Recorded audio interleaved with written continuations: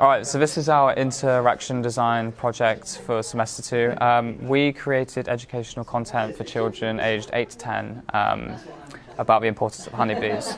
So what we did is we did interviews of real-life beekeepers. The beekeeper, Jeff Davey, who manages the bees at UE, took us to see his hives and we visited them. And also we did some literature review to create content for kids.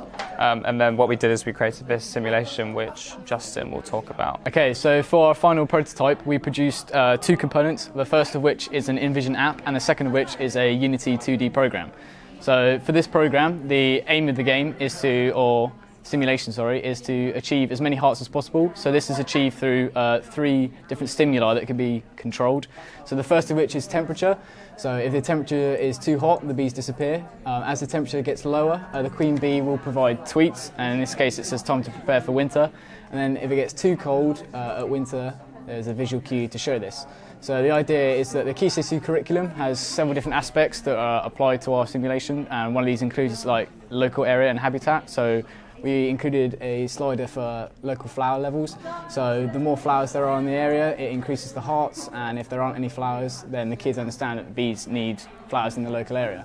And then in addition to that, we also have pesticides. So as pesticides increase, the bees also are affected.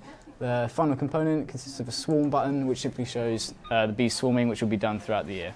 So the second component of our project is this data recording app, and this was created so that the students could record data about local or nearby hives that would directly correlate to our simulation. So options include basic readings that the beekeeper would actually take. So this includes aspects such as, is the queen bee present, is brood present, and what mood the bees are in. So we had to take the information and make sure it was appropriate for Key Stage 2 students to use, but it's also information that real beekeepers would also record, so it could be used by them as well. The history aspect allows you to look back at previous recorded details, so that the hive health can be calculated and used in the simulation. My name's Jane Berry. I'm Head of Department Computer Science and Creative Technologies.